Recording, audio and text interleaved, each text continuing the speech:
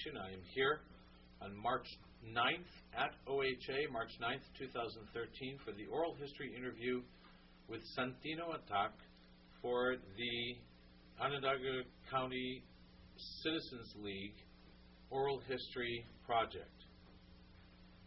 Santino, can you tell me what is your country of origin?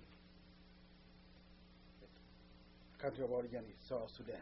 When I came here, when it was Sudan, but it's now South Sudan as of July 9, 2011. So it is pretty much a new country. Less than 2 years since it came to being, and this is where I'm from. And you consider yourself as a refugee from Sudan or from South Sudan? You go back to a little bit of history. Refugee from Sudan. You're going back to my record and see where I came. But at this time, I'm a citizen of the new country. Citizen of the new country. Also a citizen of this country, and also a citizen of South Sudan. So are you? Do you have dual citizenship? Technically, at this point, I'm a citizen here, but by birth, so I'm a citizen over there. So although I don't have the document yet, like South Sudan passport, because it is in your country, and ID card or something like that. The passport I don't have them right now. I have the passport of the U.S., but over there I don't have them yet. Hopefully when I go back, but by birth, yes. And will the U.S. allow you to be a dual citizen? U.S., as far as I know, U.S. doesn't have any problem with being a dual citizen. Yep, as far as I know. Santino, I'd like you to talk to me as much as you can, some of the memories of your country. Starting from as early as you can, the good, and then as things developed that eventually required you to leave Sudan. So from your earliest memories of Sudan, what do you recall? Happy memories? Yes, I would say, I was born in village in South Sudan. Back then it was territory of Sudan. And, I was happy, village life. My parents and the entire village of South Sudan, the region of South Sudan, are mostly pastoralists, people who keep cattle, and also they are farmers. So life was normal, by village standard. While Sudan, the country, like most sub-Saharan Africa, were struggling, politically and economically. But as far as I remember, in the village, life was okay.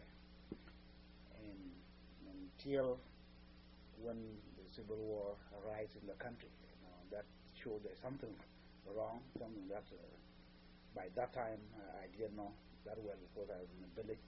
How old were you then? Back then, the war started earlier, but I became aware sometime along the way. So I was roughly 6, 7, and 5, 7 up that far. And that's when you became aware of that's when I became what is going on for the war in the country. And after that, I was displaced, like most of the kids. And other people, I was displaced and went to Ethiopia. That is a neighboring country of Sudan, and where I stay in the refugee camps. With your family? Myself, not with the families. How old were you? By that time, I think I was around 6, 7. Like I say, it's pretty much around the same time. I think I was 6. Can you explain a little bit when you say you were displaced? Give us the whole, explain how you were one day with your family in your village, and then how did it happen? Walk me through the whole. One day I was in the village in the neighborhood, playing with the kids, child of that age, 6, 7, and in the village by culture, would just play somewhere in the neighborhood to expect to come back later on. And then we find our village, being attacked, and it was kind of noise. Nobody knows what was going on, and there's a gunshot, and people begin to run into different directions. So I was able to run with those kids that and then we ran. We couldn't come back. I was separated from my parents, and then we kept running. So we are kind of grouped together. And how many? By that time, we were like about 10, 15 kids in that village. But as the process of running, and we met some other kids, also the adults. So this is how we came to end up in Ethiopia. So we didn't know what was going on, and I can't go back and find out. I don't know where my parents were. So we were under the care of adults, a bunch of kids. They say, since we don't know what is going on in the village, so we can't allow each and every kid to go and find the parents. So let's stay here and see if your parents will come or something like that.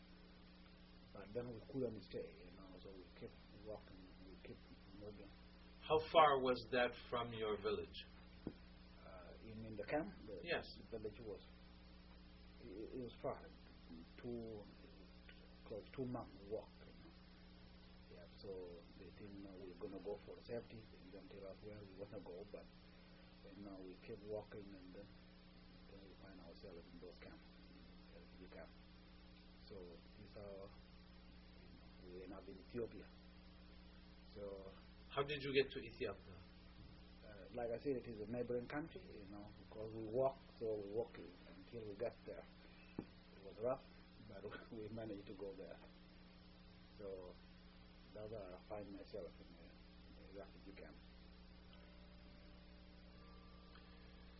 And that's how most of the people are referred to as lost boys here in Syracuse and throughout the country found themselves that way. They were different part of the southern Sudan, and they end up being refugees in that way. So the tour of Ethiopia, and till in 1991, when Ethiopia had their own problem also, the government was overthrown, and now so we were expelled. And since Sudan was not safe, so we went to another neighboring country. By that time, we were under the United Nations High Commissioner for Refugees, UNHCR. So we were taken care of by organization, compared to as opposed to the time when we left village to Ethiopia. We were not under any UN agency. So you went from your village to where? To Ethiopia. To Ethiopia. Yeah, and then out of Ethiopia, when there was also issue, and we went back to the border of the Sudan, and then to Kenya, which is another neighboring country.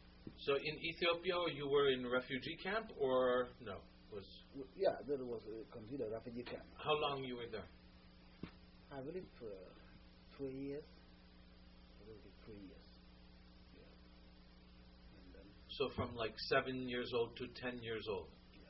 What was life like in Ethiopia refugee camp?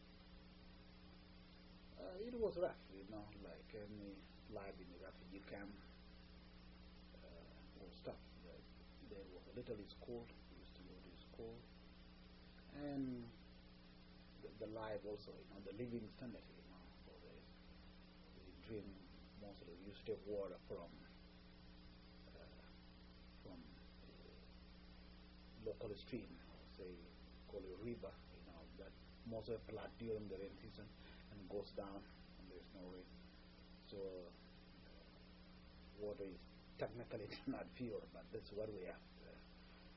So food is also, the supply is kind of up and on, so it depends on availability to bring in food when there is, and sometimes it is not available, so there is no choice. So that's how we used to live there.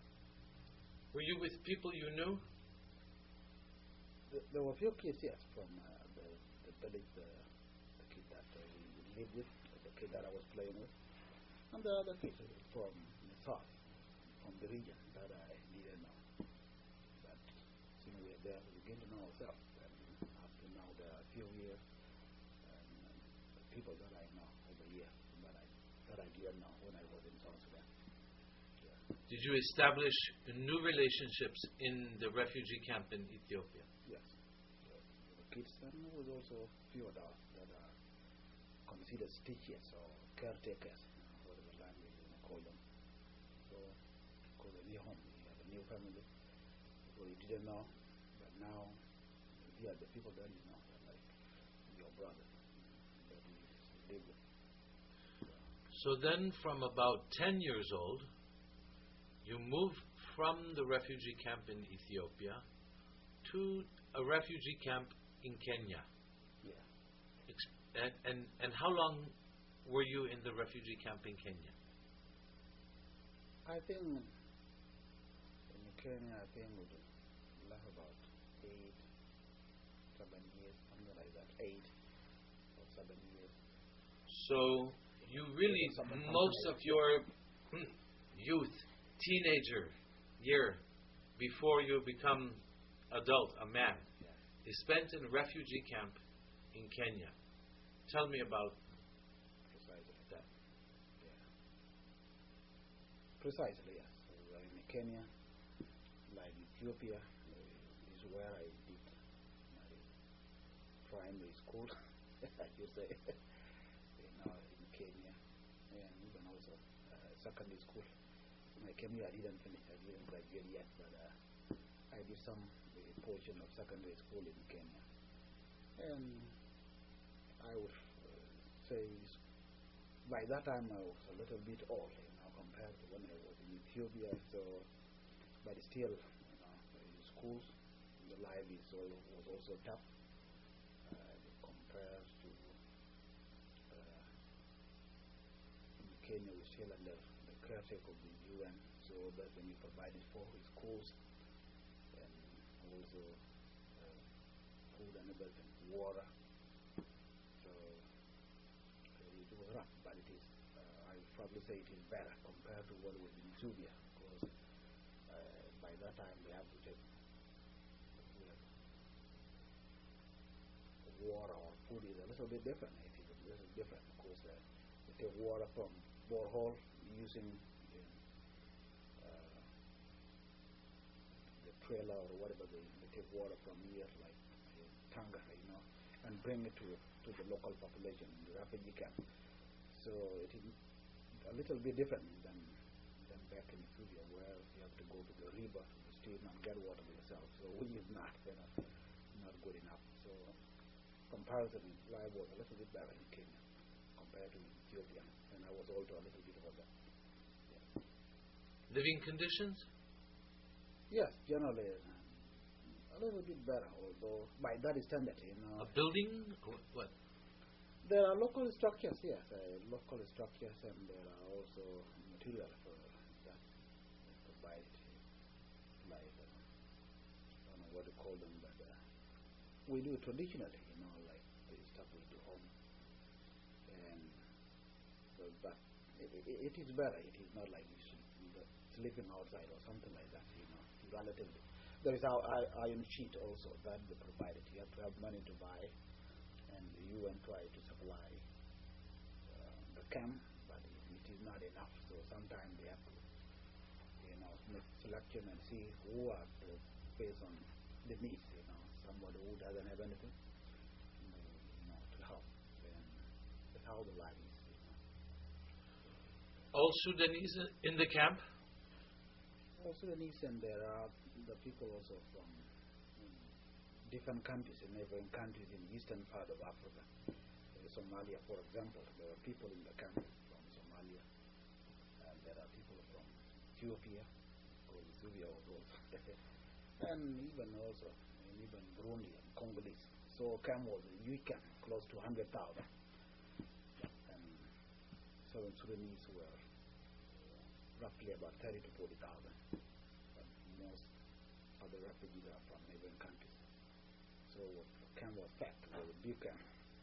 All ages? All ages, yes. And all ages. And mostly South Sudan, most people were miners. The lost boy were used to be called miners in the camp, or underage, something like that. We used to refer them. So they were not called the lost boy until we got here. They were called miners. Mostly were a majority from South Sudan.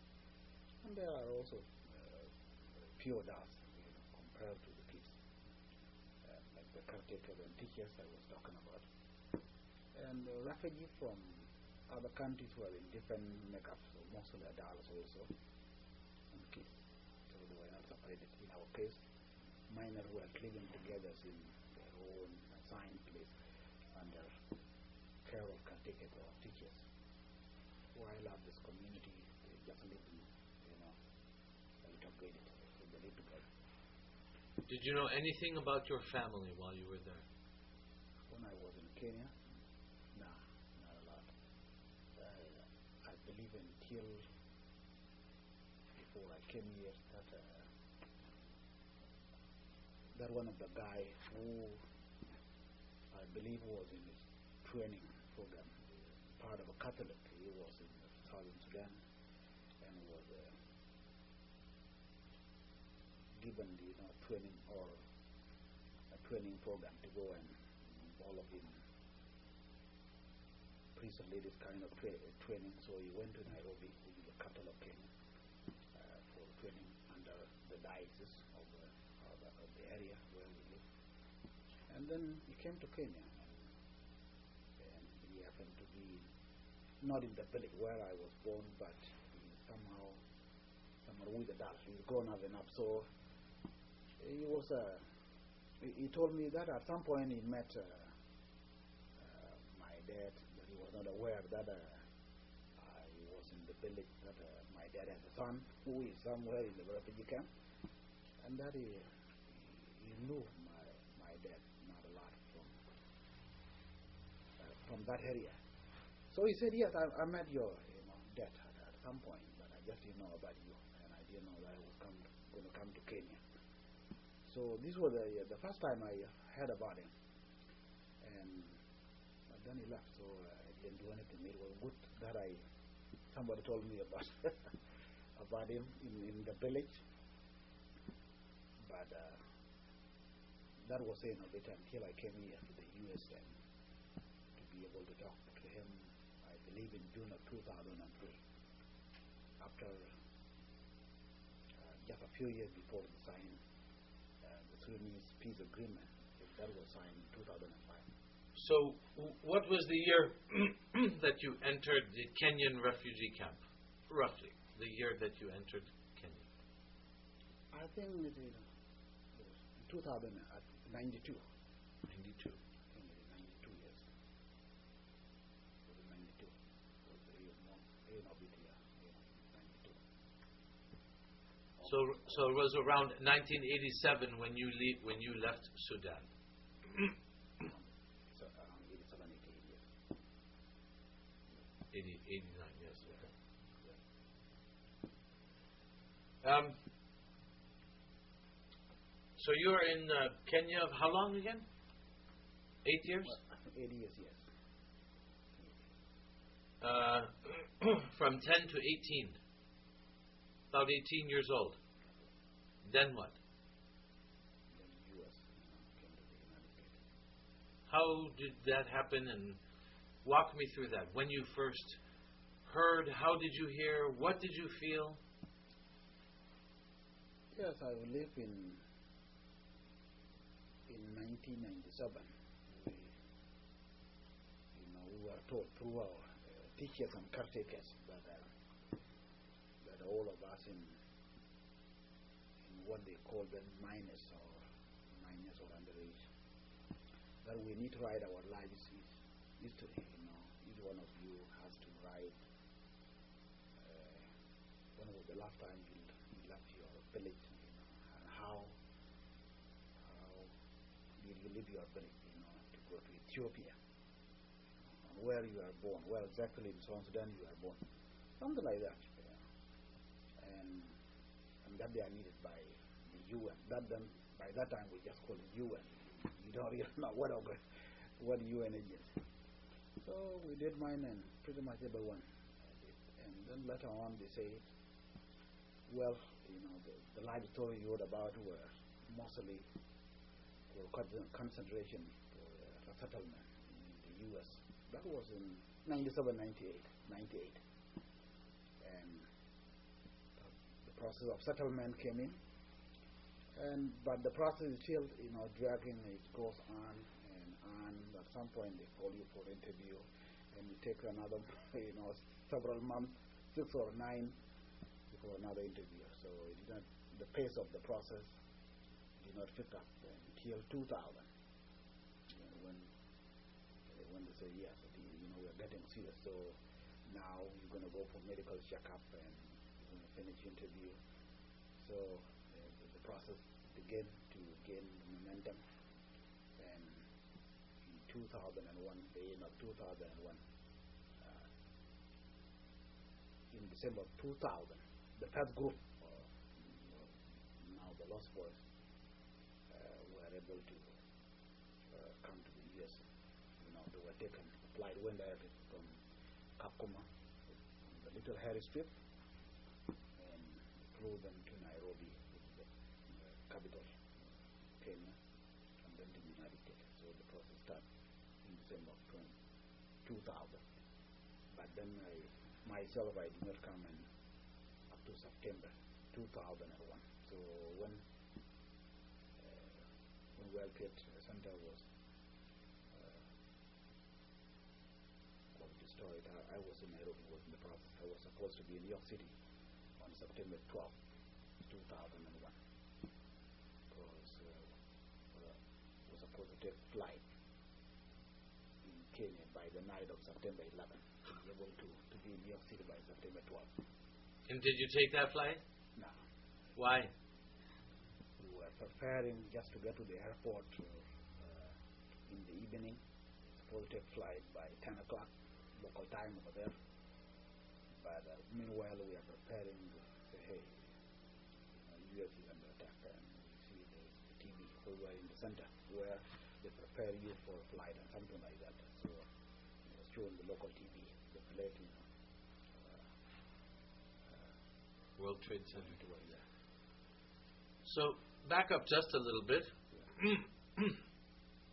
And then I want to get back to when you see that in the airport, you're waiting to fly to New York City, and you see that, and what you think after having just left a war zone. Yeah. But so you're 18 years old. You find out that you're going to go to the U.S. What? Nervous, happy, sad, excited? Don't want to go? Want to go? What? Tell me what you're going through at that time when you find out. You obviously heard of the U.S. Heard of the U.S., yeah. By that time, that much about the U.S. They were just name and everything like that. So I was okay, was fine with it, like we were in Ethiopia and then we came to Kenya. But yeah, it's going to be fine. The teacher even tried to explain a little bit that, when you go there,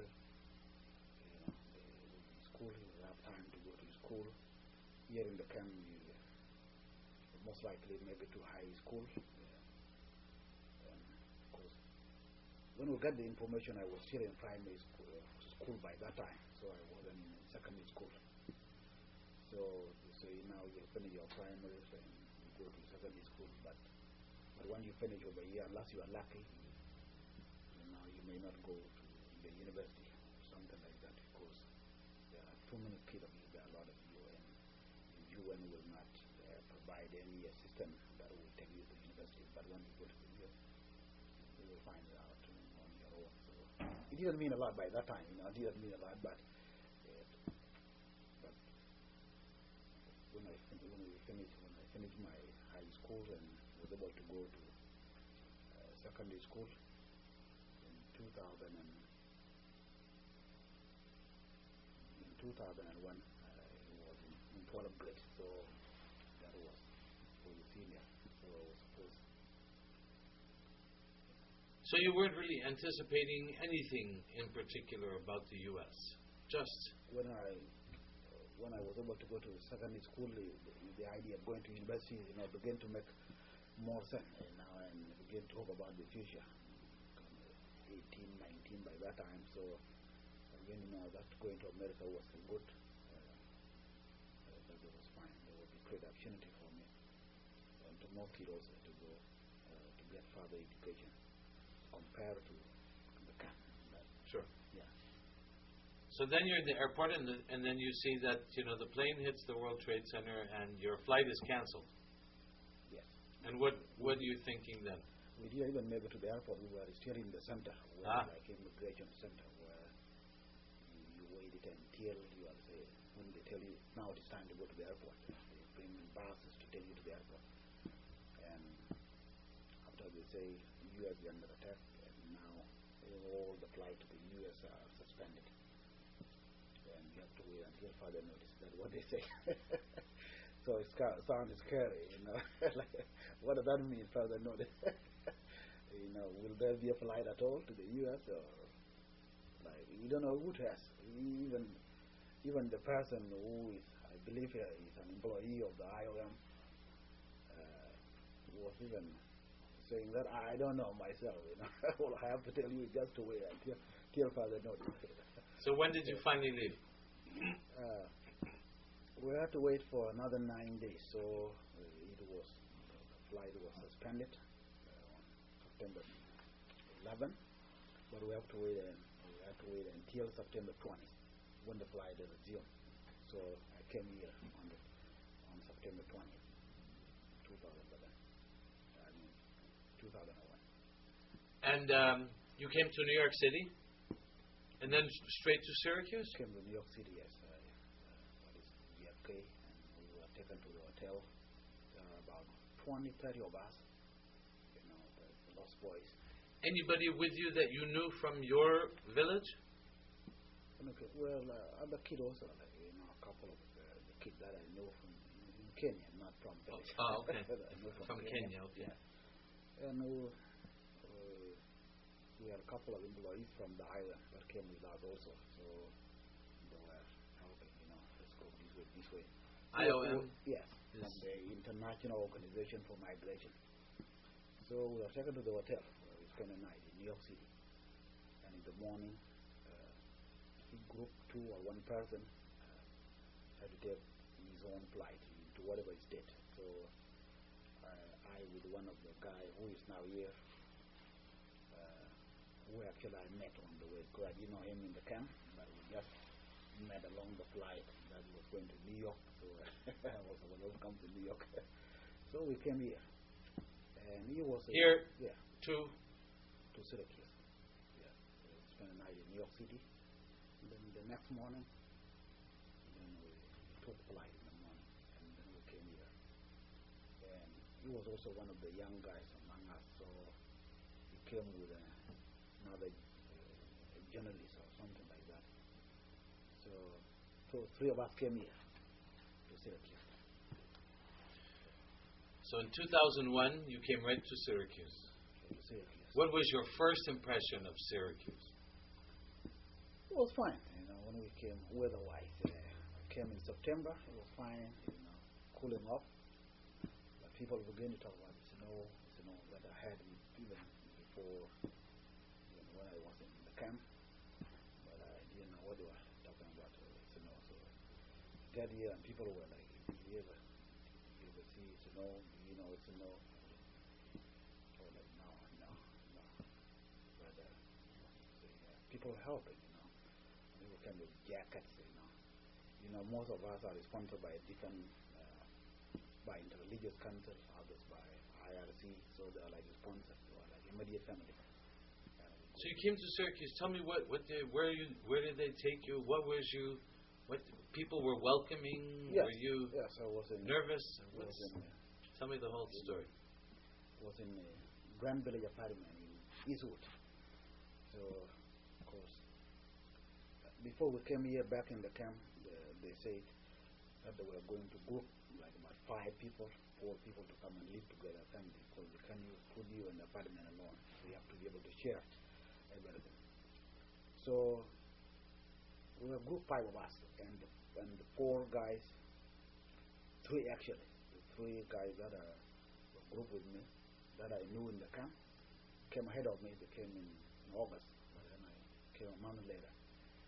So I feel like a family member ahead of me already. So they were in the Parliament in Grand Village, and when I came right from the airport, I was picked up by Brandy, who used to work for IRC, caretaker, and the case manager. So she went and picked me up from the airport and brought me to Grand Village. So I joined them, the rest of my colleagues, and the rest of the lost boys who have also come, already in the area. So it was a exercise for them just to see them and also to be in the new country and see what the life has to offer. So you were excited. You were excited to see your friends. Yes. You were excited to be in a new country. And what was your impression when the first day you walk out or you see what? Yeah. What do you see? There was a lot going on. I began to explore, with the traffic and everything. Weather was fine. Waiting to go to church in the next morning.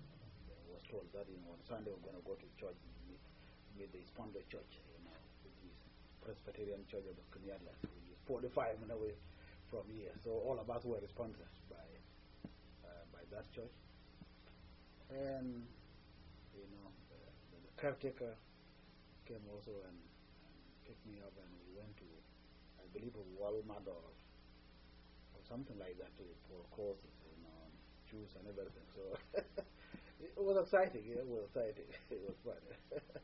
Yeah, everything was new. Everything was new. Like, what is this? How about that? So, and your impression was welcoming? Welcoming, yes. Welcoming. Every morning, people from the church would come to our apartment with different stuff, different gifts, clothes, food. The refrigerator was fill up, we have stop water. Stop to eat, and people would also pick us up and take us to their home. They prepare dinner. People would take us around to see places like mall, just to find out see what is going on. Others are prepared for movies, somewhere. So we're busy. We're occupied. How was your English? Well, not bad, but thought it was different. Different because Kenya. Did you speak English? Yes.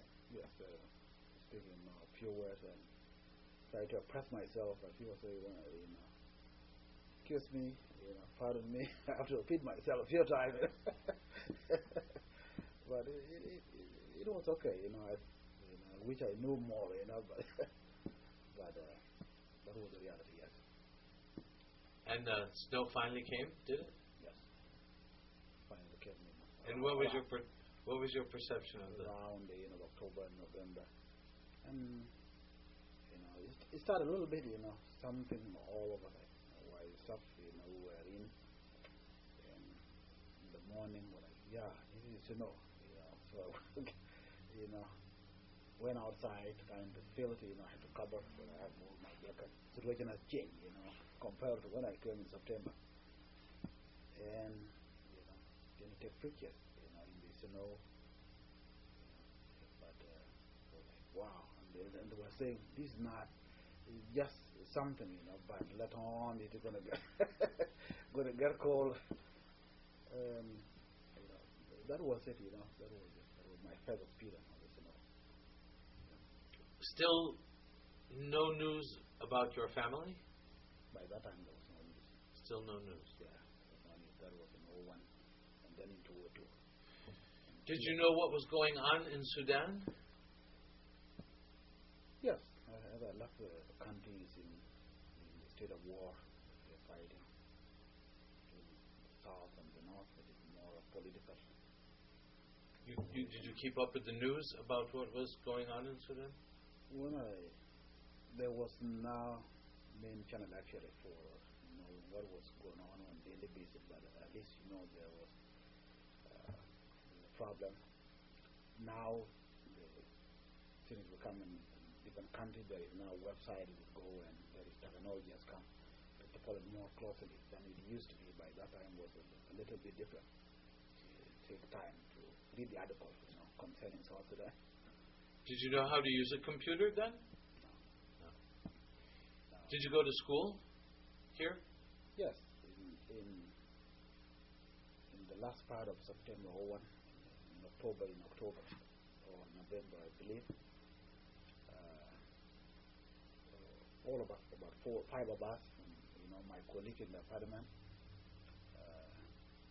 were told to prepare, in case for those who have been in high school in the camp, to start the school process. So all 4 of us were in high school. So we were given the idea of trying to read, reading, get prepared yourself. So I was told about the book. I believe it was entitled Michigan Test. So some kind of English and math. So I went and picked it up from the library in Eastwood, from public library in Eastwood. And so took a look at it, and they say, when you understand this, and if you can do this math and that English, so the format of the exam would be like that. So I began to read about it, more English and math. So I prepared myself, and then I was also a senior in high school. I thought I would pass it. So we prepared for a week or so, and we went to OCC to go and take the test. And then I passed. We were given English portion where you read paragraph and fill in the blank, and you wrote also a little bit of a story, where you were and how you came here. So there was also math, that you have to do some kind of multiple choice. So we did it, and I informed her that we didn't pass. That is called the placement test. So we were able to go to school in the fall of 2002. But most of the last boys who came ahead of us were able to go in the spring of 2002, because I came in the latter part of 01, and my colleague also were able to go to college in the fall of. So what school did you go to in the fall? OCC. So the test that you took was like a GED. Yes. They test you to just to see your understanding of English. Okay. And see where they would place you in what kind of classes you would take. And so you went to OCC. Went to OCC. And you studied what? I signed up for just general education within business.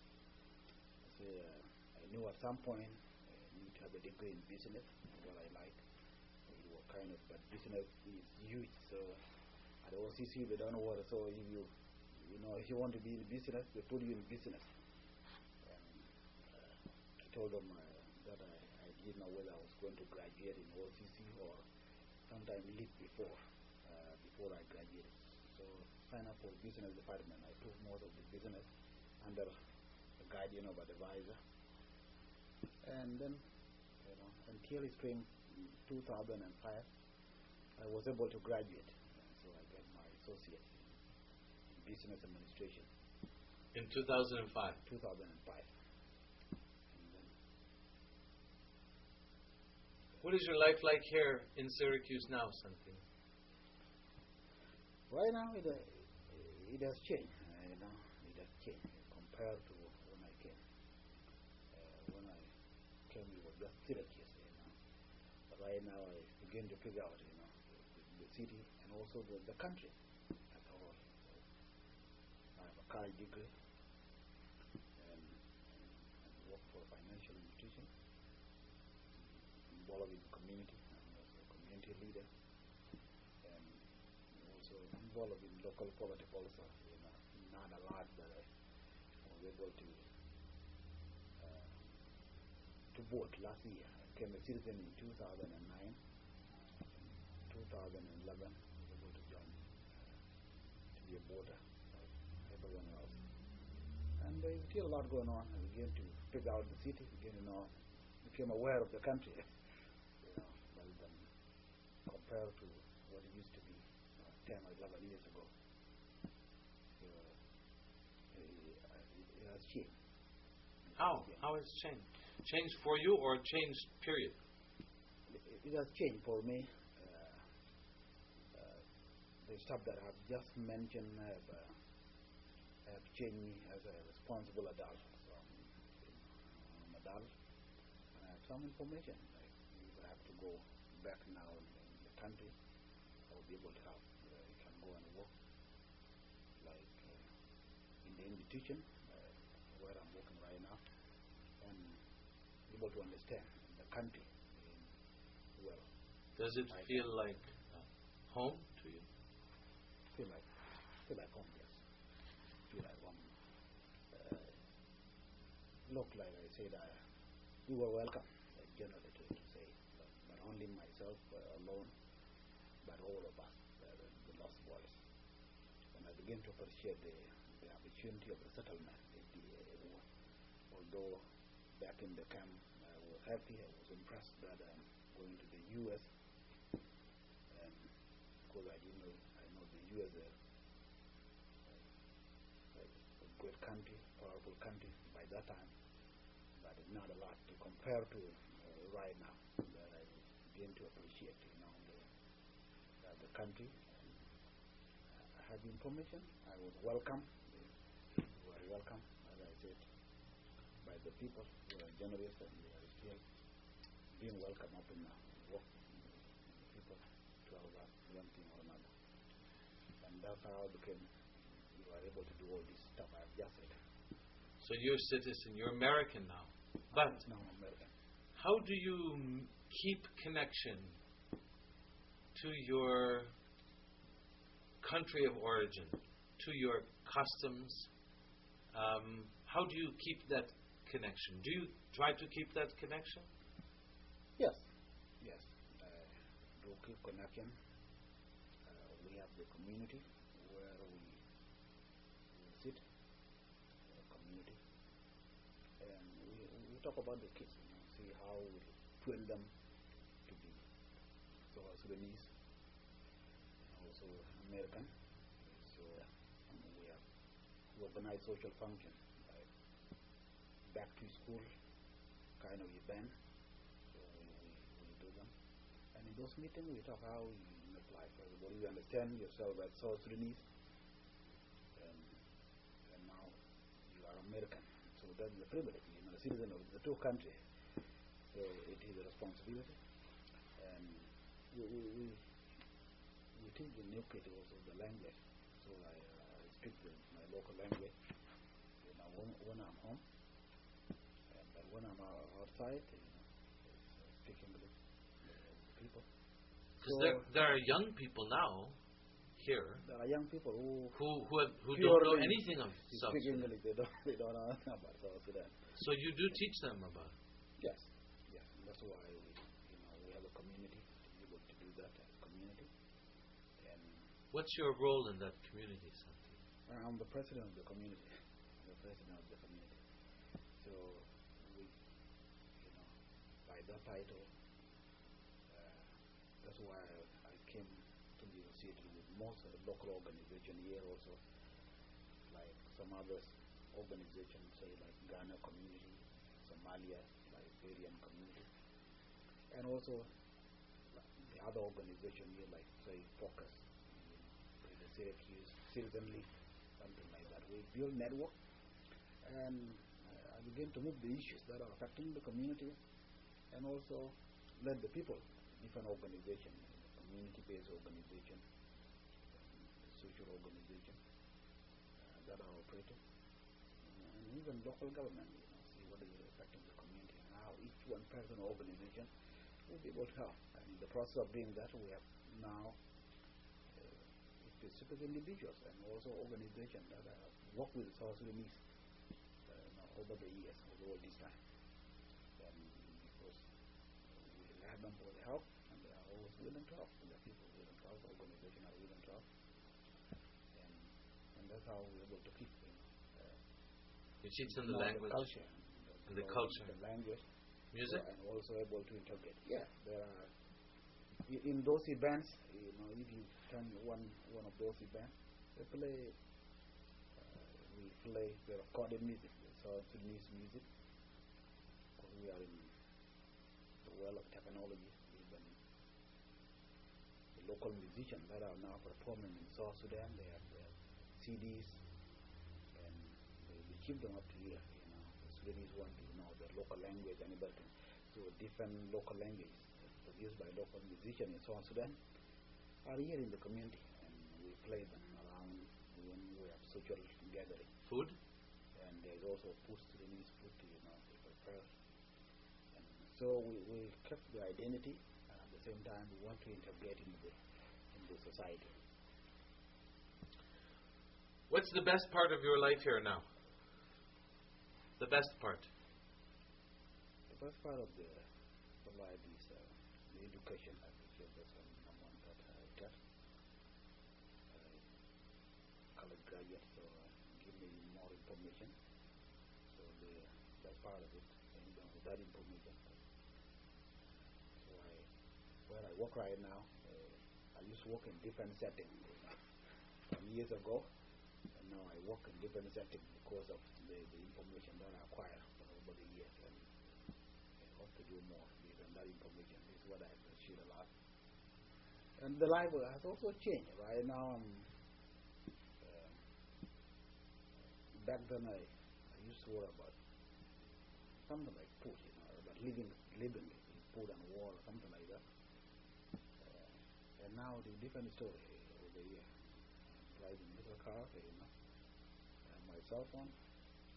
So where I live, I'm not a homeowner, but I rent. So the life is different. Yes. It's different. Who knows tomorrow will be different.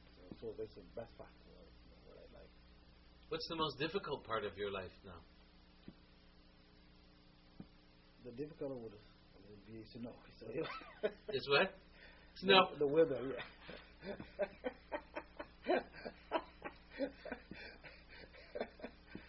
The weather, Yes. Said people used to tell me that you're going to get used to it. You're going to get used to it.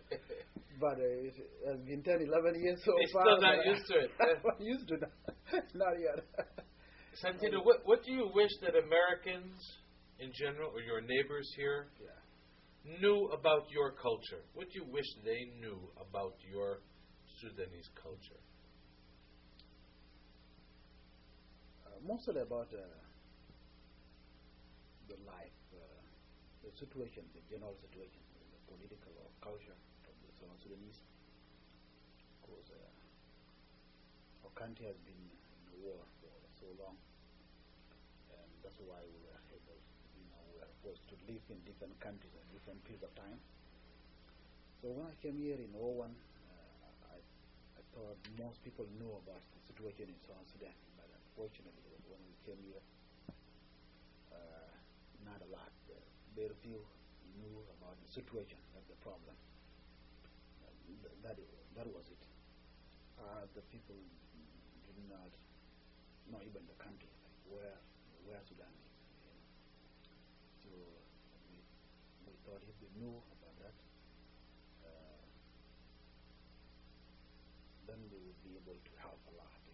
It would be easy for me to explain the situation I went through. So, but later on, people wrote books, and the stuff came out about the lost boys, and those situations began to inform people a lot.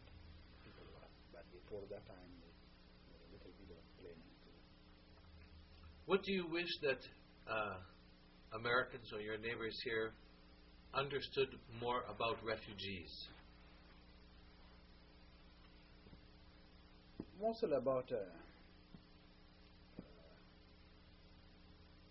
challenges of settling in a different country. Started with the weather first, and with the issue of language, coming to the U.S. country. Someone who barely speaks any English at all, or you have little or you have zero. Now you want to make life. It is not that easy sometimes. Yeah, not easy. What would you like to be doing 5 years from now? 5 years from now, I want to has been 2 years, and a lot is going on. 2 years from now, there will be election, and 1 year from now there will be census. So the population of South Sudan, although it was census took place in 2008 when it was still being the part of the country, and now it is going to take place in next year, and there will be election after that. So I went based on the information that I have so far. I want to go back and help, and specifically when I took the business, I want to have a degree in business, economics, and finance right now. I want to be able to be part of the institution. Be part of? To be part of the, say, to be part of the organization that is dedicated to help improve people's life in that part of the country. And with my background in business, I want to go back sometime over there and start to work, to come up with the banks. And of course there are banks right now in the countries. There are banks, different foreign banks, there are local banks, and that are helping the community, inform the people about the issue of credit, having account, something like that, to local farmers and people, something that to help improve their life. So that is key. That's what I want to go back sometime, and dedicate myself in that kind of project. What could people in Syracuse do to make it feel more welcoming for the refugees? In your opinion, what could we do to make it feel more welcoming for refugees? I want the community to help not only South Sudanese but also more refugees over here who are struggling with the issue of language. And of course, the language is a problem to most refugees, and if we can have centers where we can teach people who do not have any language of some sort to be able to speak English and able to go to the field and work or do whatever they want to do, they have to have language first to begin with, and that is now the problem. What could the refugee community do to improve the situation for refugees here? To work with people who are helping them, to train people who are helping them, how to train them, give them tutoring, and to make sure that they are able to know the language, not only the language also, but sometimes the culture, and be able to participate and involve what is going on here. To not only learn the language and sit at home, but you also to be part of, to know the city. When you know the language, you understand the city, you understand the state, you understand the country. So you'll be useful citizen. So I want them to